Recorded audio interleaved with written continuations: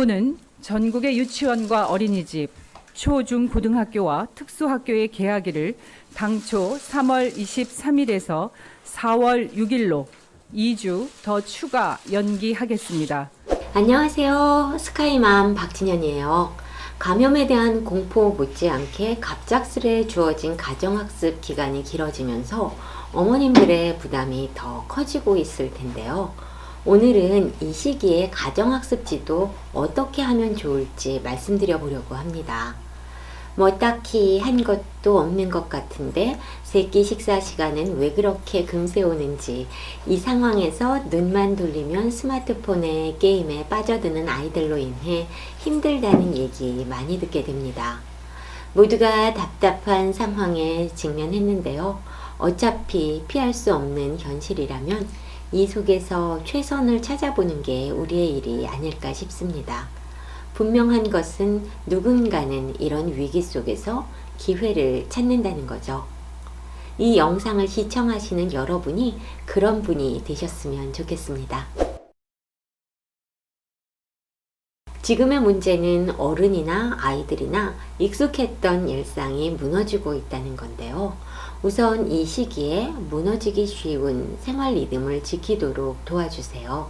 어른도 출근 안 하는 날이면 늘어지고 좀 더 쉬고 싶은데 아이들이라고 다를 리 없죠. 하루 이틀 지나 어느덧 무너진 리듬이 익숙해지지 않도록 생활 리듬부터 잡아주면 좋겠습니다. 휴교 기간 중에도 평소와 같은 생활 리듬을 지켜온 분들도 계시겠지만 아무래도 흐트러진 경우가 많을 것 같아요. 이제껏 긴장이 풀린 채 보냈다면 지금까지 충분히 휴식을 취했다고 생각하고 이제부터라도 다시 무너진 리듬을 잡아주세요. 평소와 똑같은 일상을 유지하는 게 쉽지는 않겠지만 아침에 일어나고 저녁에 잠드는 시간, 식사 시간 같은 주요 시간은 평소처럼 지켜주세요. 늦게 일어나면 그 이후 시간이 도미노처럼 무너지는 거 경험해 보셨을 거예요. 아침 시간이 무너지고 나면 하루가 휘청거리는 거요. 어차피 개학하면 다시 그 시간에 맞춰 움직이겠지만 지금 이 기간에도 기상시간, 취침시간, 식사시간은 리듬을 평소와 비슷하게 지킬 수 있도록 도와주세요. 하지만 모든 시간을 학교 다니던 때와 똑같이 지내기는 어려워요.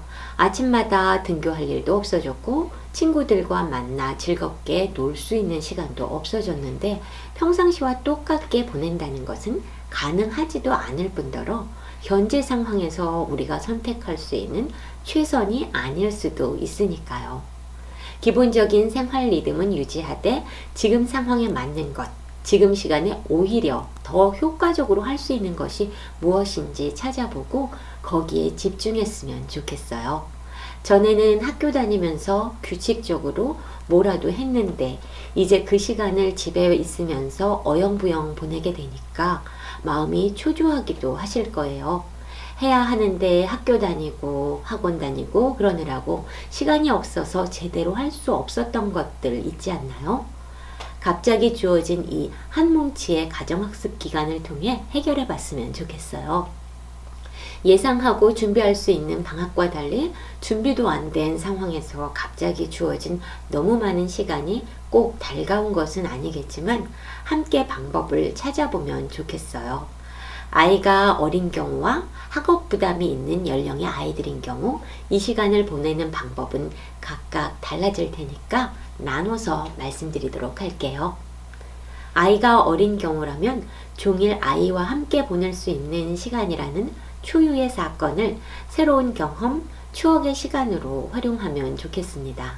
우리가 살면서 하루 종일 아이와 함께 있을 수 있는 시간 많을 것 같지만 그리 많지 않더라고요. 아이들은 어린이집에 가고 유치원에 가고 학교에 가고 친구들과 어울리느라 엄마와 종일 함께 있을 수 있는 날이 많지 않아요. 아이가 자랄수록 점점 줄어들어요. 유아기 아이라면 아이의 엄마표 놀이캠프라 생각하고 실컷 놀아주면 좋겠어요. 몸을 부대끼며 놀아도 좋고 장난감을 가지고 놀아도 좋고요. 거창한 놀이법이 아니라도 아이가 심심하고 지루할 시간을 조금 줄여주세요. 책도 많이 읽어주시고요.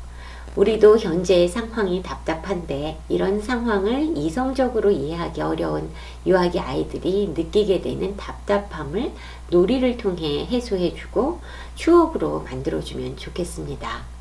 초등학교 학부모님들이라면 새로운 습관을 들이는 시간으로 활용하실 수 있을 것 같아요.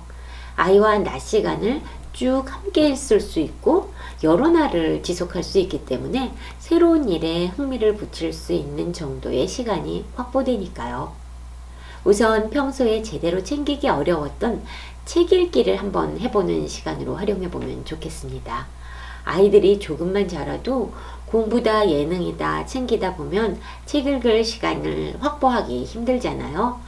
가뜩이나 집에 갇혀 답답한 아이들한테 너무 어렵고 딱딱한 책들 말고 부담 없고 재미있게 읽을 수 있는 책들을 통해 오락적인 욕구도 해소하며 읽을 수 있도록 하는 책도 좋을 것 같습니다. 독서 습관 잡아주는 방법에 관한 영상은 저의 실제 경험담을 토대로 조만간 올려드릴게요. 조금만 기다려주세요.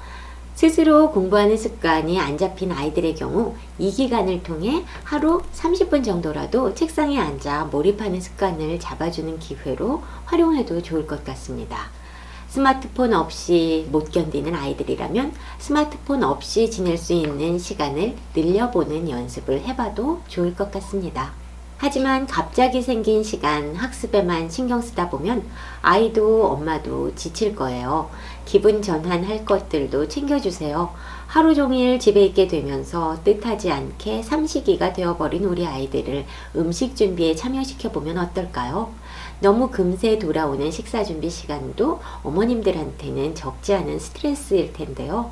아이들이 좋아할 메뉴를 정해 같이 참여해봐도 좋을 것 같아요. 간단히 먹을 수 있는 한 그릇 음식 만들기도 좋고 주먹밥 같은 것도 좋고 케이크나 쿠키 만들기도 좋고요. 아이들이 만들고 싶은 요리가 있다면 즐겁게 만들어보며 스트레스도 해소하고 재미있는 추억도 만들어보면 좋겠습니다. 틈만 나면 컴퓨터 게임이나 스마트폰에 눈을 돌리는 아이들과 보드게임 같은 아날로그 게임을 같이 하며 잠깐 여유를 가져봐도 좋을 것 같습니다. 학습 부담이 있는 중고등학생들을 둔 부모님들이라면 지금의 시간이 몹시 부담스러우실 텐데요.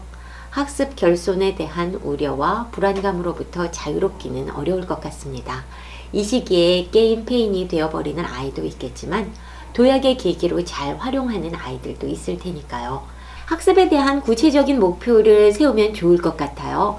지난 방학 생각해보면 어떠세요? 목표했던 것들 중에 달성하지 못한 것들 있지 않나요? 마무리하려던 어휘책, 끝내려 했지만 뒷부분은 남아있는 수학문제집. 우선 지난 겨울방학이나 봄방학에 끝내려고 했는데 마무리하지 못한 것이 있다면 그것부터 챙기면 좋겠어요. 새 학기가 시작되면 학사 일정 따라가느라 바빠질 테니까 지금 못 챙기면 앞으로도 해결하기 어렵거든요. 지난 방학 동안 끝내려고 했던 교재나 복습이 덜 끝난 게 있다면 그것을 개학 전에 완전히 끝내버리는 거예요.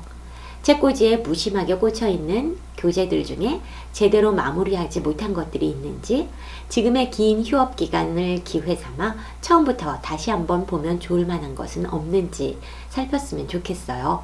새로운 교재를 사서 이 기간에 끝내버리는 것도 좋지만 시작하고 마무리하지 못한 것 한번 보고 다시 복습하지 않은 것에 투자하는 것이 조금은 더 효과적일 테니까요.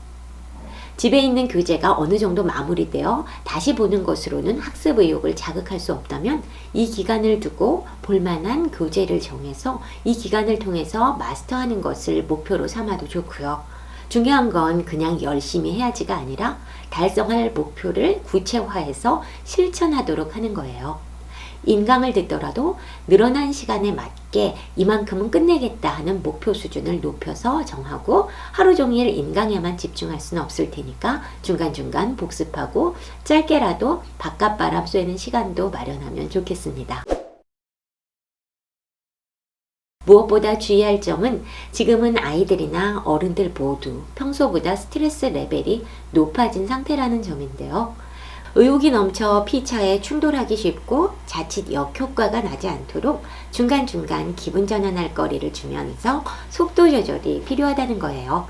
행동 반경이 줄어들고 친구들 못 만나 답답한데 달갑지 않은 엄마의 잔소리를 평소보다 많이 들어야 하는 아이들의 입장도 생각해 줘야 할 것 같습니다. 늘 그렇듯 부모 입장에서는 아이를 위해 하는 얘기들인데 듣는 아이들의 입장에서는 여전히 귀찮은 잔소리로 들릴 때가 많은데요. 살면서 느끼는 것은 무슨 얘기를 했느냐보다 무슨 얘기로 들었느냐가 중요하더라고요. 여러모로 힘든 시기지만 우리 함께 잘 이겨냈으면 좋겠습니다. 들어주셔서 감사하고요. 도움이 되셨다면 구독 부탁드릴게요. 여러분 응원할게요. 감사합니다. We are lying, tell you the